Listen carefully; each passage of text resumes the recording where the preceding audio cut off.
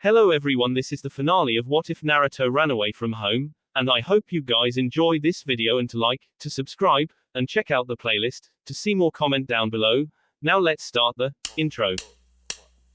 They call me a god. They call me a god. They call me a god. Death. It wasn't like anything he thought it would be.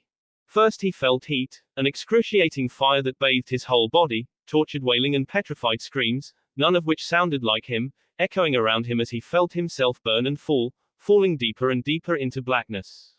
Then he felt peace. Deafening, ringing silence. Perilous, empty nothing. Long sticks poked around in the blast zone, pushing aside massive clumps of rocks upturned by the bomb. The search party covered their lower faces with bandanas or their elbows, protecting their lungs from the thin smoke permeating out from the ground and flitting around like a stubborn phantom, an effigy of the death that had taken out nearly more than half of the village. Ashes littered where there used to be trees and lush grass, silt covered where there used to be soft, fertile soil, and charred bodies, bent and crippled into painful positions of death, were what remained of most of the black ops that couldn't get away quick enough from the hellfire, not to talk of the hyper-powered kunai. A small cabin made out of wood crashed down into pieces of burnt black wood, and the corpse inside, curled up in a fetal position, creaked as wind users tried to sweep fresh air into the environment. Yamato did not know that his wood construct could only protect him from chakra-based attacks. Naruto's hellfire had no chakra, and his bomb certainly had no chakra. Not a drop. He died and curled up in himself like an insect before he could realize his own mistake. Some in the search party prayed for the unfortunate, presently unidentified victim of the blazing bomb. The skeleton was too warped and disfigured to be given a definite identity. The fact that there was no chakra in the air clued them in on who had set off the bomb. The power and blast radius of the bomb also clued them in on who it had been used on. The point of the explosion was obvious, a deep depression in the ground with solid black, earthy spikes jutting out from the edges. The remaining shinobi went about their search in solemn silence, hesitantly watching their step to ensure they didn't trigger another chakra-less bomb from the dead Yondaim's son. They first looked around the blast zone, offering silent prayers for the dead they found, gnarly black hands poking out from the ground, silently screaming vaguely humanoid-looking heads, burnt ninjas curled up in a fetal position, long dead, and various body parts scattered here and there, hardened by the flames of hellfire and crackling on contact from the heat from the bomb. A soot-covered ninja slowly slid into the deep crater, where the bomb had blown up, and his eyes widened at what he found. "I've found someone." His yell alerted the rest, and a good portion swarmed towards him. As Naruto descended into the abyss, somewhere at the back of his head he wondered who would cry when the news came out that he was dead. Faces flew by behind his eyelids and he exhaled tiredly, not feeling the air leave his lungs. He felt cold. A gradual chill, starting from the tips of his fingers and toes and spreading to his whole body, his heart, and down into the empty chasm that used to house his soul, and he shivered. "Get that thing off him!" Shizune barked, roughly shoving Kotetsu, the one that found Naruto's body, aside and grabbing hold of the black studded choker on Naruto's neck, the one blocking his chakra and standing in the way of the boy's natural regeneration kicking in. She felt his pulse and panicked. It was weak, slow, as if it was receding into the arms of the Grim Reaper. She tried with all her might to rip off the collar, but to no avail. She saw the whirlpool tag at the front and yelled, "Lady Tsunade." Naruto wrinkled his nose as he smelled rotten, decaying corpses. Naruto's whole upper right side was gone, Tsunade observed as she removed the collar by swiping her blood across the whirlpool tag, which authorized her by sensing the trace amounts of Uzumaki DNA in her blood. From the crook of his neck, curving down to his lower abdomen. Gone. A massive chunk was taken out from his legs too, his right thigh. His lower jaw had been blown off, his whole nose and left cheek were gone too. Yet, she could still feel a small pulse from his neck, but he wasn't breathing. "How are you still alive, brat?" The Senju muttered and began healing whatever she could heal. She found a piece of cloth to cover his lower face, hiding his hideous disfiguration, and hurriedly went on working, trying her possible best to revive the broken boy. He still wasn't breathing. The same could be said about Kushina.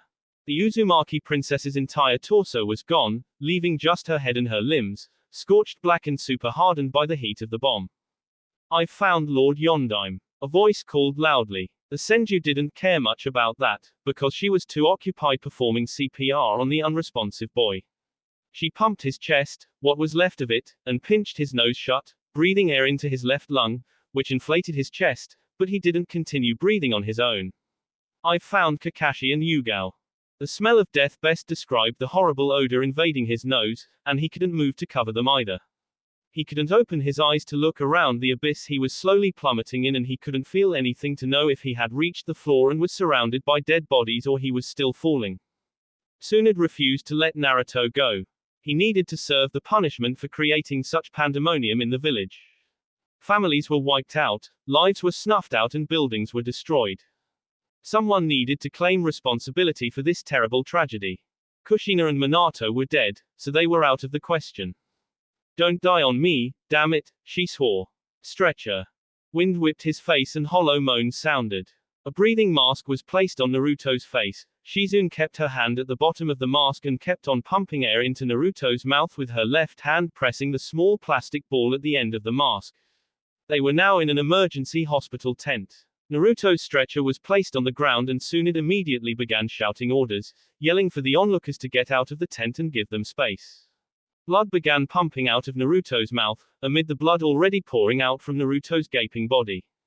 The legendary medic looked up to her apprentice and said, "We need to do an emergency tissue replication."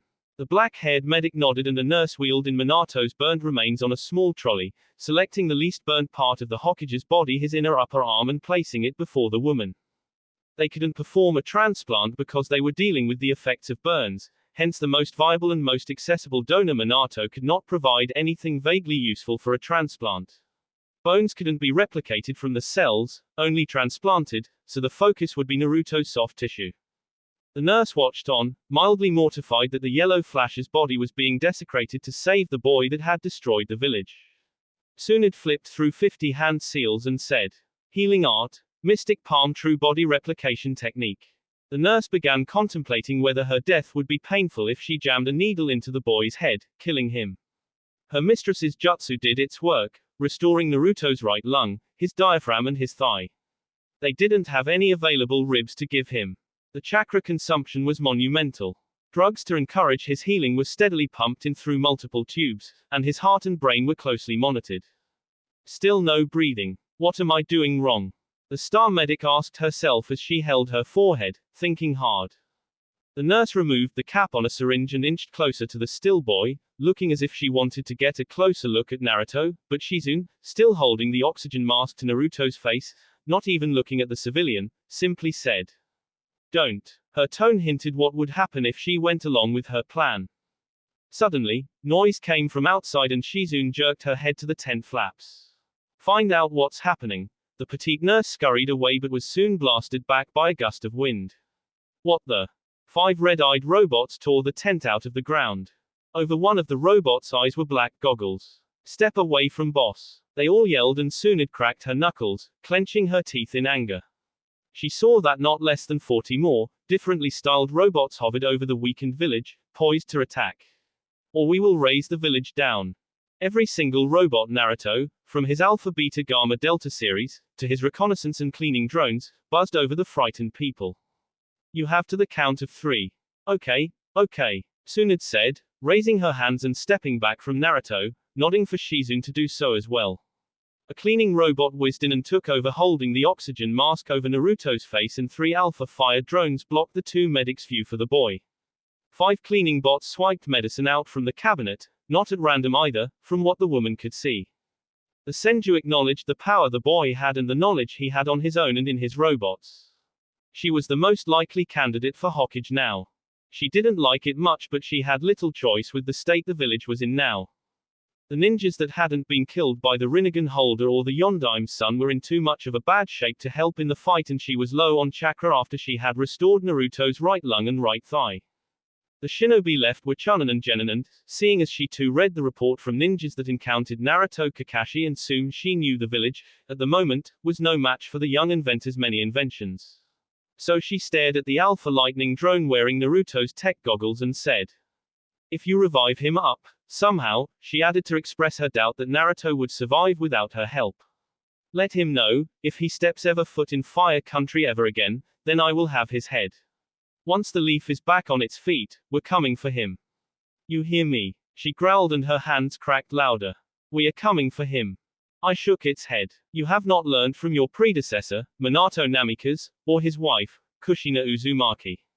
Or even the score of ninjas that have come after my boss, the 9S ranks that failed to capture him and the many lesser rank that had failed to capture him. The robot stared down the quietly festering medic. My advice to you, Lady Tsunade, is to leave my boss alone, and he would leave you alone. She wanted to crush that robot's head so bad. Her attention went to a Delta water drone, a more nimble and milder robot, as it gently inserted a long needle into Naruto's heart and pressed down a little. Bar-dum, bar-dum, bar-dum. Naruto's eyebrows crinkled at the heavy sound interrupting the sound of lost souls moaning for mercy. 2 more Delta Series robots water and earth lifted up the stretcher tenderly while 2 cleaning robots hefted the machines and the drip flowing into their master. The hummed as they levitated high into the air, moving slowly so as not to unsettle the needle in Naruto's heart or toss off the oxygen mask on his face. Let us hope we never meet again, Lady Tsunade. The robot bowed slightly while its comrades took off into the air. Best of luck in all your endeavors. The stench of the dead was replaced with the smell of snakes. Naruto frowned. The escort of robots arrived in Hidden Sound and Orochimaru, as per the prior message from a reconnaissance drone, fearfully wheeled Naruto into a private hospital room and went to work without hesitation or prompting. The woman's hands shook as she operated on Naruto, nodding for the robot to keep the needle in Naruto's heart, pushing in tiny drops of medicine every once in a while she checked Naruto's blood type, genotype and chakra nature. 5 seconds later, a fresh corpse was carried in by 2 Oto medics. Too fresh. The person looked to be of Naruto's age too. I didn't care. Orochimaru motioned to the cadaver. This is a near 100% match to Lord Naruto's body type, blood type, genotype and chakra nature. Good. Get it done. I said with finality, and the snake Sannin bowed numerous times as she gently tore out the victim's ribs. Now, he could see something other than darkness and feel something other than nothing.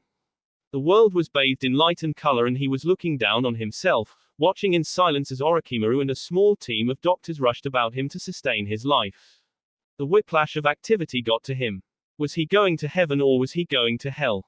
We're losing him, Kabuto said, frantic. Again, a doctor answered and pumped Naruto's body with a fresh dose of adrenaline and painkillers. This is the 5th time. Master truly is one to be feared. Orochimaru muttered to herself. Naruto had already died once on the way to Oto and at least died 4 times on the operating table. His blood coated their hands as they hastily, but carefully, set his bones and healed his muscles and skin, gradually restoring his body back to normal. The young inventor still could not breathe by himself in spite of having 2 functioning lungs and strong medicine pumping through his veins. His heart isn't working, Kabuto muttered, wheeling a small machine in, buzzing with electricity, and placed the 2 metallic plates on Naruto's chest. Orochimaru took the machine from his apprentice and rubbed the plates together. Start low. Kabuto cranked the machine up a little and Orochimaru pushed it onto Naruto's chest. Clear. Naruto felt himself get violently yanked down, grunting under the strength of the pull. Orochimaru checked Naruto's heart monitor and cursed. I looked to the doctor and said, his heart is working. Then, 30 seconds later, Naruto's heart stopped pumping blood. A gentle hand was placed on Naruto's shoulder, pulling him upwards. No brain activity, the supercomputer said, sending a warning glare to the shaking snake lady. It didn't have the subtle tech, the spare bodies or the medicine to handle the surgery all on its own, but Orochimaru had it all in abundance, especially with all the illegal experiments on the human body she had conducted throughout her life.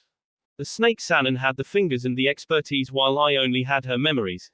Naruto was the one that was most likely to be able to properly utilize that knowledge than the computer ever could.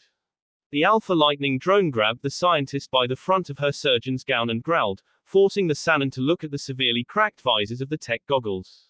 Do something. I pushed Orochimaru back and the scientist nodded quickly, hitting Naruto's chest with another bolt of electricity. Clear. Naruto's body jerked under the electric metal plates, then settled again. No response. The boy's ghost felt itself get pulled down again, though weaker, while the hand resolutely kept urging him upwards. Run another scan of his body. The Sannin spat and Kabuto nodded, flipping through a few hand seals and roving his glowing green hands over Naruto's prone form. His kidneys are shutting down. The medic keeping the oxygen mask scowled and released the mask, placing his left hand on Naruto's chest and keeping the mask steady with his other hand. His left hand glowed green. His lungs are collapsing. The last medic frantically looked between Naruto's heart and brain monitor and shouted. No brain activity. I silently stared at Naruto's body, then looked up at Orochimaru. He was dead. Again. I began making the order for its master's drones to level Oto, then return to Konoha and destroy all life there as well. That was when Orochimaru yelled and stabbed Naruto's chest with a large needle. The monitors all spiked jaggedly. Ah! Naruto's whole body jerked downwards, the hand on his shoulder stubbornly stayed. Adrenaline. The Sannin panted desperately, hearing the sirens that his village was under attack, no doubt from the silent supercomputer standing before it. His kidneys were the first to shut down, so no adrenaline in his body. I pumped him with more than enough just now. I stayed its hand, just a little, and stayed silent, fixing Orochimaru with a short look, then lowering its goggles down to its master, lying on the bed. He was naked, besides for a shredded pair of dark red boxes, and the area that had been replaced was visibly paler than the boy's already pale body. His jaw, the one taken from the donor, fit perfectly, but the scientist still had to rigorously clean it of all bacteria before putting it on Naruto. Orochimaru cut Naruto's stomach open and gently pushed aside his small and large intestine, reaching the kidneys all the way at his back. They couldn't flip Naruto onto his front because the boy still couldn't breathe on his own. Right kidney is a lost cause, the black-haired woman muttered, but I heard. Left kidney is damaged. They performed a quick transplant, replacing the right with that of yet another fresh donor. They worked on the damaged kidney. Another shot of adrenaline. Naruto's monitors screamed. Another shot of electricity. Naruto's body briefly jolted in response. 4 straight hours of operating on the boy and he was still just towing the line between life and death. They were all exhausted. They were all soaked in Naruto's blood, low on chakra and low on energy. His heart isn't strong enough to pump blood, Orochimaru said, exhaling through her nose. We can't perform a transplant on him. Why not? I asked. Master Naruto is too weak, the woman's subordinates quirked up at the Sannin's submissive tone. His body has gone through too much for only today. If we add in a heart transplant then he will die, this time for real. She motioned to Kabuto, who had his glowing hand over Naruto's open chest, directly over Naruto's exposed heart. He is manually circulating his blood so Master Naruto doesn't die, again. The number of wires and tubes connected to Naruto's body increased more with the addition of a machine that took over what Kabuto had been doing for the past 2 hours. I had my ninjas steal this from Suna, but unless you want Master Naruto to be connected to it for the rest of his life, then I suggest you wait at least a month for his body to heal and strengthen. We don't have a month. The computer said to itself. That will be all. I said aloud. Your help has been greatly appreciated. Cleaning drones flew into the room and lifted up the machines and Naruto's hospital bed. Orochimaru hastily said. I don't think. You'll be hearing from us soon. The sooner they could get off this Kami-forsaken continent, the better. Oh. Naruto felt himself sway from side to side. Curious. He was lying on his back. The young inventor grumbled and his burning red eyes tiredly opened. The boat rocked calmly on the water, not shaking too much.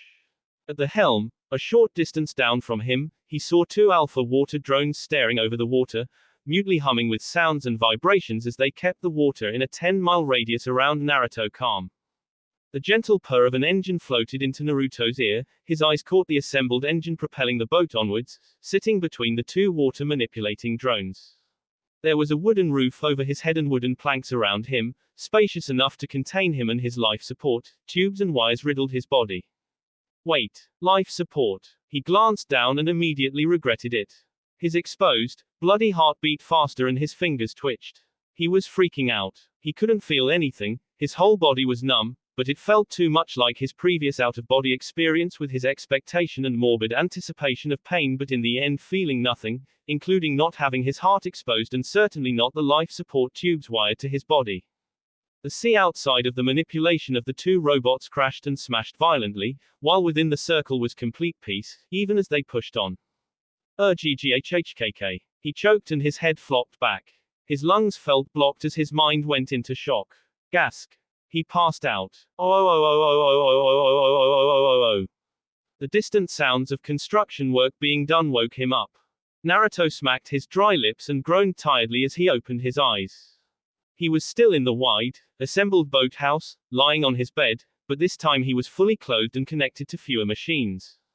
He was wearing a large red beanie, covering his head besides a stubborn bang falling down from the front. A black scarf was wrapped multiple times around his neck and he was in a short-sleeved black shirt and a thick gray sweater with snowy designs on it with an even larger black coat covering his whole body. He also had on gray pants and thick socks but no shoes. Naruto tried to sit up to fully look around his environment but a sharp pain in his chest stopped him and he fell back with a wince. OWWWW. He allowed the familiar sounds coming from the distance lull his mind away from the pain. He noticed he was rocking ever so subtly but, from what he could perceive, the boat wasn't moving. Trees creaked slowly as they were felled, saws vigorously worked to chop of logs into precise, workable bits, hammers cracked down on long and short nails, securing metal and wooden pieces to whatever it was that was being built. Mallets crashed down on plates of metal whether it was steel, lead, aluminium, or any other kind of metal and straightened out them into neat sheets to be used for the building.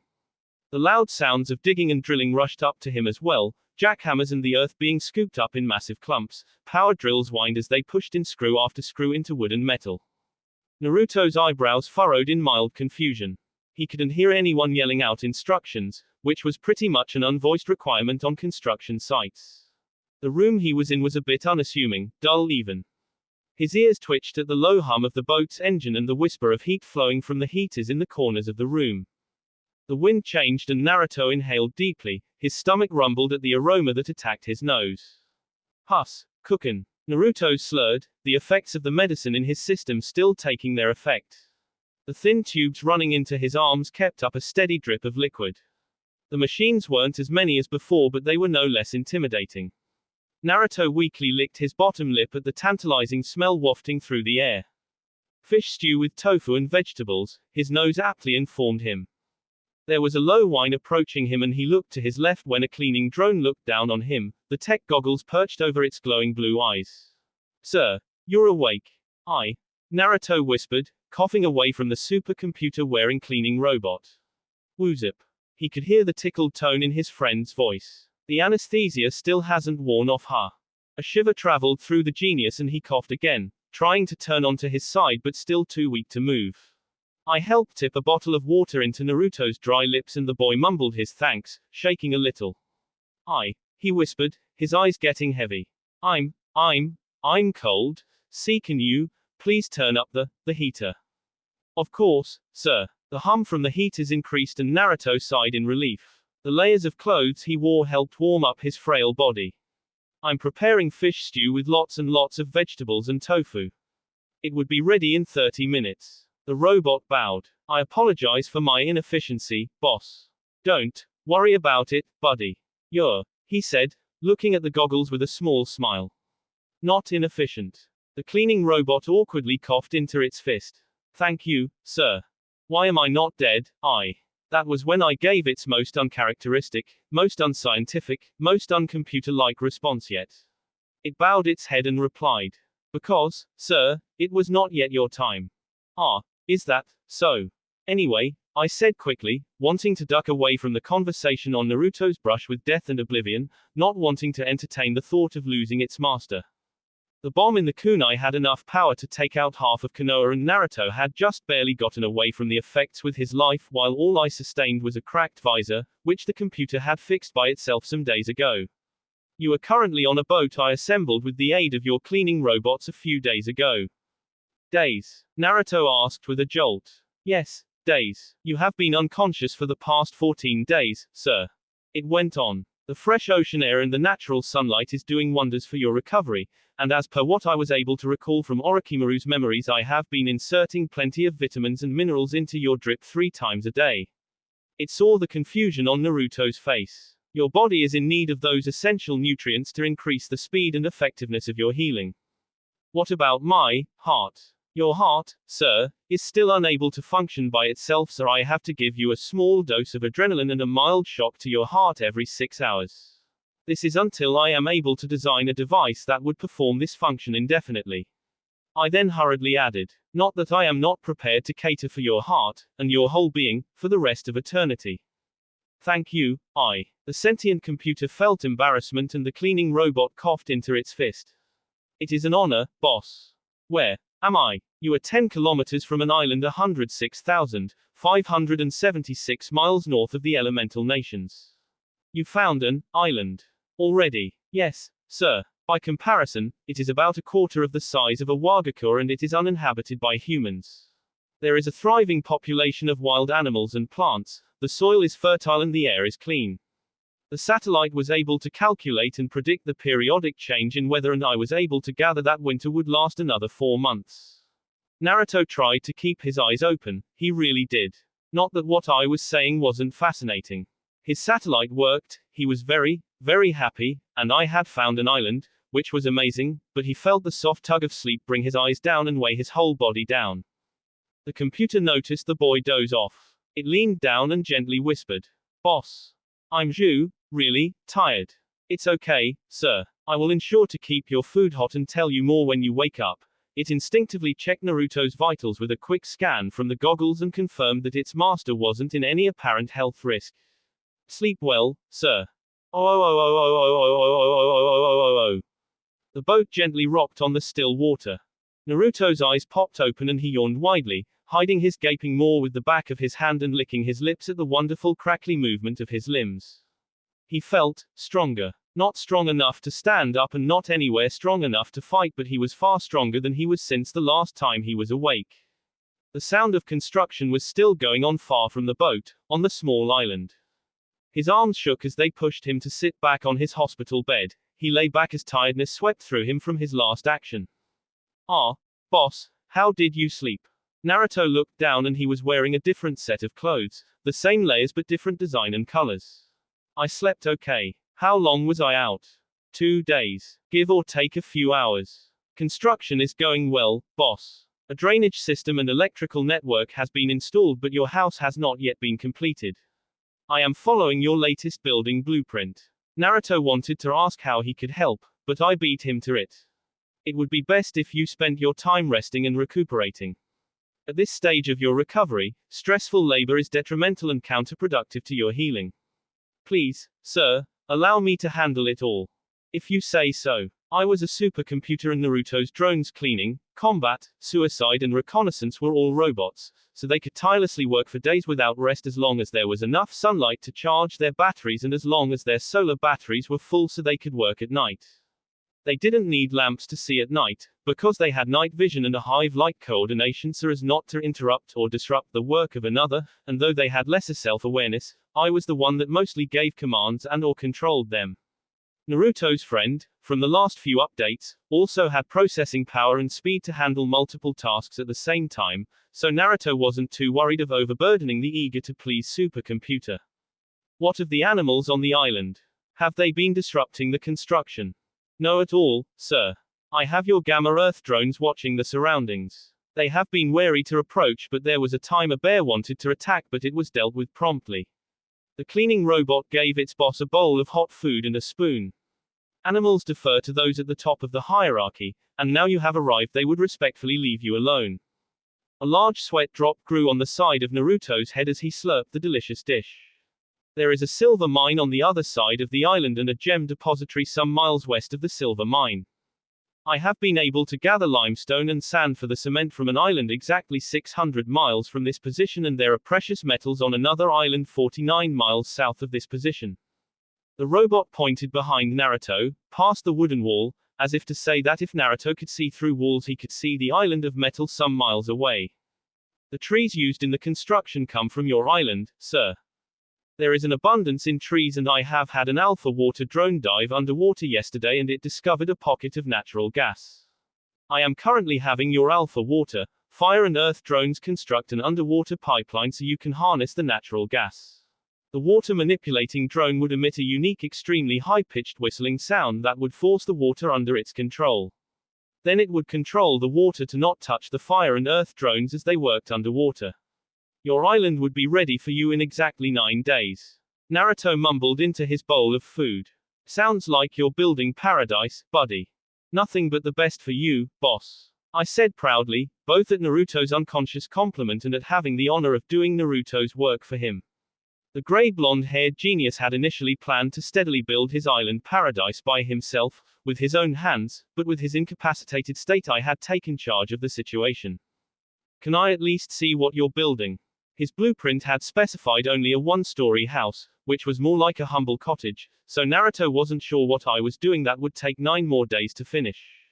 Sure. Installing the electricity, the drainage system, the gas line and the wall to keep wild animals away from the building efforts. The goggle-wearing robot bowed deeply. With all due respect, boss, no. My humblest apologies for denying you your current wish, but I want your island, paradise, I quoted Naruto's words. To be a surprise. A gift, of sorts. Naruto raised an inquisitive eyebrow, and at the uncertainty I displayed in picking the last word. Why a surprise? You have worked too hard for too long, boss. This is my gift to you for persevering. Naruto slowly smiled and tipped the bowl into his mouth, finishing the soupy remains and licking his mouth happily. I can't thank you enough, buddy. I felt warmth spread through its circuits as it bowed numerous times, again and again, and taking the bowl to serve Naruto more food. Again, sir, it is an honor. The computer finished in its mind. I only live to serve you, boss. Unknowing of his friend's thoughts, Naruto merrily ate his food. Boss. Hino has called to inquire about your health. The Yakuza had used the deactivated drones to send the message, kicking and punching until she got an answer. She wishes to know if you are fine. I'll call her later. Cassie too. She informed me that the attack on Konoha was all over the Kumo network news weeks ago and that you were at the center of it, according to the spies in Konoha. She wants to know if you are okay. Naruto scratched his chin, then answered. Her too. I'll call her later. And, Naruto moaned tiredly and I positively glowed at the entertaining discomfort Naruto showed for anyone other than I worrying about his health. Shien called, through Hino. To tell you that she is convincing Demon Country allies, Kiri, Fang, Marsh, T, Darkness and Tree, to withdraw their alliances from Konoha, until they offer a verbal apology to you and all of Demon Country for the Yondime's actions, invasion and abduction of one under their protection. They also demand consolation funds for the trauma, I quoted Shien again. They put you and the people of Demon Country through with Minato's reckless actions. It was more than that. More than what I was saying.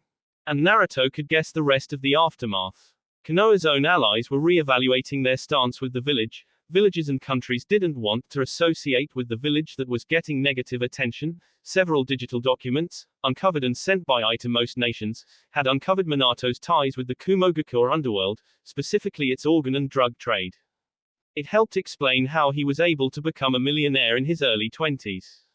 The rest of his legal accomplishments, real estate, trading, farming and the rest could not have come about if the dead blonde Cage had not taken the bold step into darkness. The Godime, Tsunade Senju, had been forced to quickly sell off the Yondime's properties outside of the village before their market value dropped down to less than zero and use the money to help rebuild and rehabilitate the village. All of the Namikaze and Uzumaki wealth had been withdrawn from foreign accounts before the nations could crack down and confiscate them using shady though legal means to do so, and it too went into remaking Konoha. The village was suffering. Only Suna stuck around, but the Sandy village was not in any state to supply funds to Konoha. Naruto held out his bowl for his 4th serving. No country had his name in the wanted section of their bingo books, though still listed him as double S rank and to be avoided at all costs. Orochimaru had come through and had coerced a good number of countries and villages to drop Naruto from being wanted dead or alive. Omegakure had come out of the shadows, a little, and had built an alliance with Kiriagakure and Waterfall Country. Naruto would later find out that Nagato, retrieving his paths of pain, hunted down Zetsu with Konan and set the plant man ablaze. They were moving on with their lives as best as they could. The recuperating boy slumped back and patted his full stomach, finished his last serving and shaking his head that he didn't want any more for now. He felt at peace. The quietness of the ocean, the low sound of work being done kilometers from him, the warmth of the sun amid the winter chill. He was content. Finally. The 9-day mark came by and Naruto stood on wobbly legs, alighting carefully off the boat and placing his legs on the sandy shore of his island. His island. That sounded good. You will still need 5 full months of rest, but as long as you don't overstress yourself. Naruto interrupted with a slight smile, walking slowly on the sand to a paved road. The drone stayed back to unload the boat, passing the tech goggles to another drone, a Beta Earth robot. I'll be fine. 2 Beta Earth drones came to escort him, walking him through the thick forest as Naruto plodded on the solid pavement. The created pathway and the reassuring protection of his computer friend had him relax his shoulders. There was no wall between him and the forest around, as it lined both sides of the somewhat thin paved road, so he could see eyes peek out from the darkness and the sounds of animal chattering as he passed. He saw the light at the end of the road. He stopped at the end of the road and marveled at his new living quarters. Welcome home, boss. 5 years later. It was quiet. It was tranquil. It was slow. And he loved it. He loved his new, or better yet, current life. Wearing thick farming gloves, Naruto used scooped soil and dug out a fairly large potato. He glanced over his shoulder at the hovering bowl and tossed the potato into it, where even more potatoes were. The now 18-year-old young man sat back and wiped the perspiration on his forehead with the back of his gloved hands, briefly sitting back on his knees and looking out on the humble field before him, before hunching his shoulders and continuing his task of digging up potatoes. Farming was an underrated line of work, and it was one of the many hobbies Naruto actively dabbled in. The dyed blonde gray-haired teen grew an assortment of vegetables and fruits like carrots, cabbages, leeks, melons, cucumbers, tomatoes, groundnuts, cashews, apples, oranges, bananas, and many, many more. The act of growing crops of such fertile soil wasn't too much of a hassle for Naruto, because he was used to being patient, carefully tending to a project, and he always felt a sort of joy in his heart during harvest.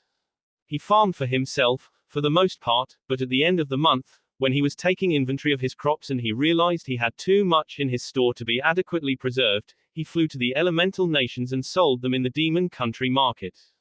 Naruto could proudly say that his fruits and vegetables, due to his stringent care and the wonderful nature of the soil, were among the best in the market. The teen smiled smugly to himself and the following cleaning robot, which, at that point, was several times evolved to be more sophisticated, curiously beeped as it noticed its master's satisfaction. He also tried his hand at carpentry, but he wasn't as serious with the craft as he was with farming. Then he went on and tried masonry, and built a small enclosure for some animals he was domesticating. Hobbies kept his mind active and his body healthy. Training insistently for the greater part of the day wasn't productive, not when the boy had better things on his mind than preparing for any fight. He had his robots to defend him. He had Ai at his side. If the supercomputer had anything to say about it, Naruto would never raise his fists in combat ever again. The tech goggles dangled from Naruto's neck, ever active in keeping the robots around the young inventor's living space operational and vigilant. Naruto had on overalls and a black shirt underneath with a simple pair of farming boots on his feet, these ones to prevent soil from entering his toenails or dirtying his feet. Anyone that didn't know Naruto would immediately think that he was wasting his talents doing things other than building and inventing. Naruto's knowledge of technology was so prodigious that it could be labeled a sin to see him lower himself to farm. That would have been the opinion of those that didn't know him. They wouldn't know that Naruto had already run through all the backed-up inventions Ai's memory. They wouldn't know that Naruto had branched over to the field of medicine and science, more out of boredom and when he wasn't occupied with his hobbies, sifting through Orochimaru's memories and learning from other sources, like from online libraries. They wouldn't know that his mind had scooped up the knowledge, sucking it all up like a sponge, and he had promptly invented machine after machine until he got bored and focused on his hobbies. He had more combat suicide reconnaissance cleaning robots than he could know what to do with, and they were all at stages of development unseen and unheard of by a majority of those on the continent. Naruto had also been keeping himself fit, not only with his many hobbies but with regular jogs around the island and light exercise, so he could say that he was somewhat stronger than when he was 13. The man placed his hands onto his knees and huffed, getting to his feet and stretching his back, wincing at the sharp crack and laughing to himself at the worried beep from the cleaning robot. He ambled to a shed and entered an installed bathroom, washing off the muck and changing into lighter clothes.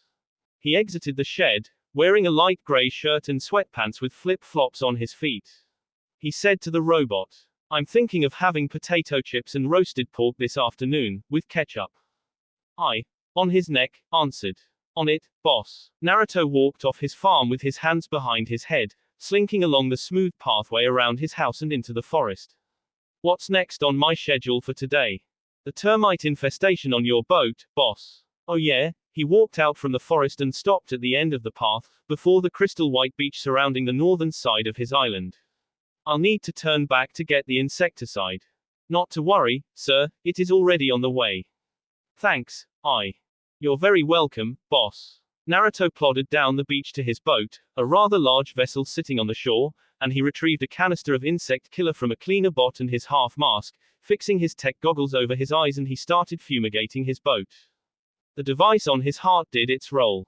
Naruto's heart still had not been able to work on its own, so the inventor had bent down and designed a small, watch-sized device that would be placed over his heart that would send a small, hardly felt jolt to his heart every 6 hours. This jolt jump started his heart and, in case that was not enough, Naruto used his morning jogs to warm up his heart and his whole body. He still wasn't sure how he survived the explosion at point-blank range. But never once did he question his luck, not anymore. This quiet, tranquil and slow life was the one he had always wanted. The solitude and silence was something he had always desired. Naruto smiled lightly under his mask and ventured onto the ship to intensify his work. Once upon a time, years ago, he had hated his very existence and had referred to himself as less than scum and worse than trash because of his tainted sanity and his lost innocence. Now was different. Now was very different. Naruto loved his life now. The young man finished fumigating the boat and sat down on the beat, watching the sun make its way across the sky and collecting a plate of chips from a robot. He saw a twinkle in the bright blue afternoon sky and he smiled again, a bit wider than before, and his eyes closed with a sigh. He didn't know why he didn't die in the explosion, and he didn't know why he didn't die on the operating table, but he was grateful to be alive.